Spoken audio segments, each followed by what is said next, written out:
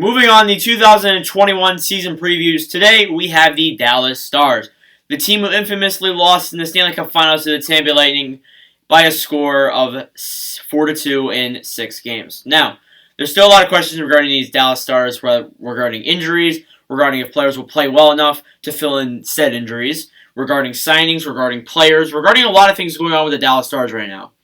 And the question is, can they make another run at the Stanley Cup?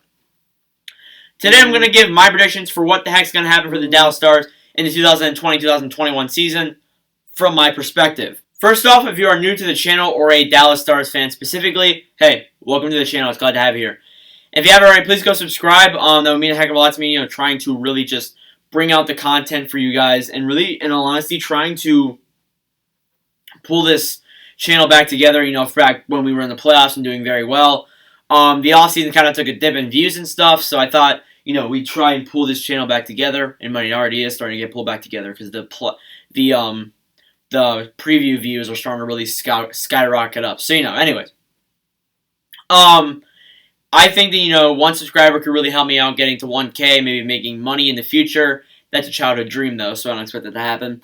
And also, if you haven't already, please go check out the links in the description below. That would mean a heck of a lot as well. That includes Twitter, Instagram, Discord, and TikTok.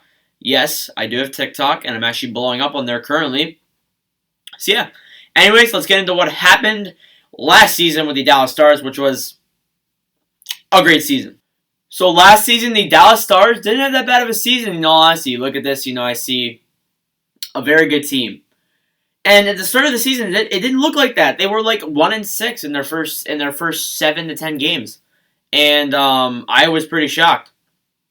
But then they turned it around and solidified themselves. 69 games played, 37 wins, 24 losses, and 8 overtimes for 82 points. They were 10th in the NHL, which is a pretty big jump from being 1-6 to having almost 40 wins. So they beat Calgary in the first round in 6 games. That's a pretty controversial and a pretty sad first round exit there. They beat Colorado in the second round in 7 games, which no one predicted except Dallas Stars fans. I didn't predict it. Some people didn't even have them getting past Calgary. And I mean, I guess I get that, but some people didn't even have themselves going past Calgary. And I mean, I had them going past Calgary in my bracket. I had them going past Colorado as just like a hot take. I didn't think it would happen, but you know what? They beat Colorado, which was the unbelievable thing. Then in the third round, they played Vegas, a team that I thought was going to win it this year, besides Philadelphia. Pain. And, in the third round, boom, the Dallas Stars jousted them out of Vegas in 5 games, which is an unbelievable thing to see, especially since you're playing against a red-hot Vegas Golden Knights team. And then you got to the finals, where they lost to the Tampa Bay Lightning in the Stanley Cup Finals by a score of 4-2 in 6 games. It was unfortunate, but this team, you will be really proud of it. Their goaltending really carried them there when you look at it in some aspects. And, this team, although they look like they can make another cup run, there's still a lot of interesting things going on. And we're about to get into those in a second here. And they really didn't do much this offseason. They didn't acquire anyone that was really key or really important. They just had players leave. So one of those guys was Mathias Yanmark, who I think went to Chicago, if I'm not mistaken. I'm pretty sure, or at least a Dallas Star went to Chicago. Might have been someone else, but I'm pretty sure it was Mathias Yanmark. And then Corey Perry was the other Dallas Star to leave as well. And I thought I'd throw this in here. Key arrivals? None. They didn't get anyone. Not anyone that's really key to this team heading into next season. And, I mean, do they really have to get anyone in all honesty? No. So, the team isn't in that bad of a condition, despite losing Mathias Yanmark and Corey Perry. Do I think they'll make the finals next year? Probably not, but maybe. I don't know. But this Dallas Stars team still looks pretty good, despite losing heavy hitter Corey Perry and Yanmark as well. So, anyways, let's get into the offensive projected lineups. Moving on to the offensive side of the projected lineups for the Dallas Stars. This is a pretty short video in all honesty because the Dallas Stars, they didn't acquire much people offensively, they didn't acquire much people defensively. They didn't really do much this offseason. It's really just the projected lineups, and we're done. So, First line, left wing side, Jamie Ben's your first guy, Denis Gurianov, Blake Como, and Joel Kivaranta. On the center side of things, you have Rupe Hintz, Radak Faska, Jason Dickinson, and Justin Dowling, and then you have DeLandra as your fill-in guy. On the right wing side, you're going to see that he's in pink. We'll get into that later. You have Tyler Seguin, Joe Pavelski, Alexander Radulov, and Andrew Cogliano, and then you have Kamano as your backup on the right wing slot as well. So, there you go. Those are like a pretty stacked offense. Now, we'll get into Seguin and get him out of the way. Tyler Seguin is out with a surgery just like Pastrnak and Marchand are. So, it's a huge problem for them because Seguin, I mean, he does get a little bit overrated at times. I know people are going to get mad at me for that, but they need a solid goal scorer, and Tyler Seguin brings that to the table. But without him, there was really some worriedness. You still have some very good, solid players, so you'll likely see Pavelski move up to that line, and then have Radulov and everyone else move up a single line. So, looking at this, it's pretty interesting, but in all honesty, it's going to be risky how they're going to figure that out. But yeah, everything else looks fine. I think even with Seguin off the team, the winger side still looks pretty deep. You have Pavelski and Radulov there, and then Cogliano, Kamano.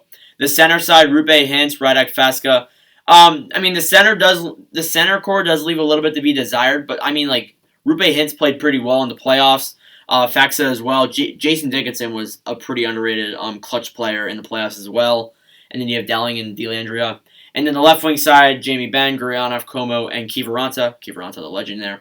But, I still look at this team, and I still think that the offense can still put up the right amount of numbers. I mean, Seguin will show a significant difference.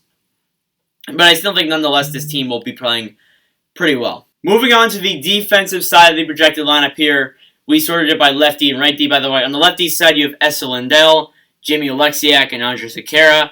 And then you have Bill Harley and Shea as your fill-in players as well. On the righty side, you have Miro Heiskanen, John Klingberg, and Tyler Fedun. So, that defense looks pretty good. The lefty side, Lindell hasn't played too bad. Oleksiak has been playing a little bit well. And then, Sekera was really just that little, clutch player and the fill-in spot in the defense. And then you got Harley and Shea. Heiskanen, probably one of the best defensemen I've ever seen. One of the most fun to watch I've ever seen as well. Funnest isn't the word. Heiskanen really put up the points. He was leading the playoffs for a lot of that time. And a defenseman doing that's unbelievable. So, And then Klingberg as well returned this season. Tyler Fedun as well. So this defense still doesn't look too bad on that side of the ballpark either.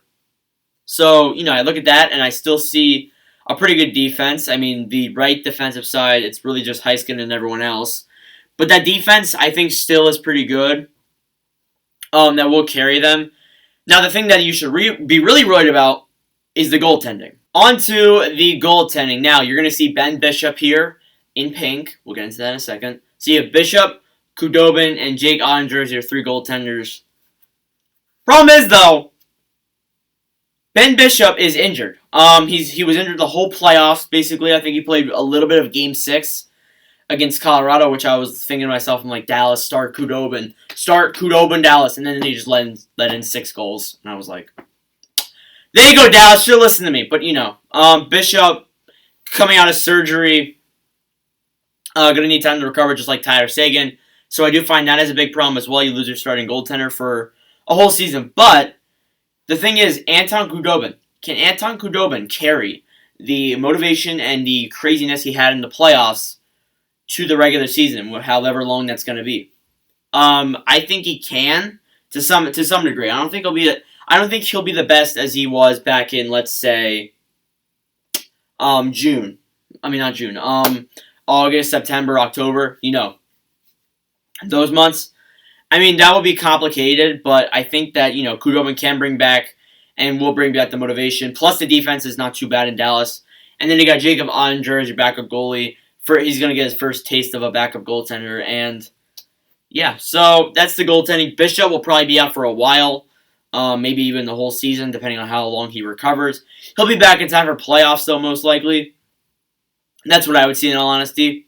So, yeah, that's the goaltending. It's not really that bad. It's pretty a big issue, but I think they'll sort it out. And finally, do I think the Dallas Stars will make it to the 2021 Stanley Cup playoffs? I think they will.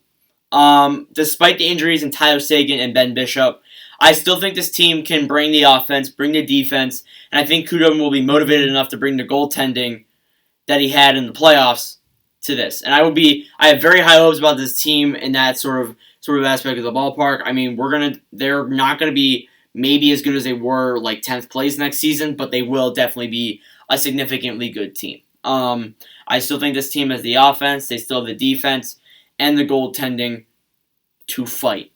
And maybe they won't make it to the finals, but I'm sure they'll make a pretty dang big dent if they make the playoffs. Let me know your thoughts in the comments below. Thank you all for watching.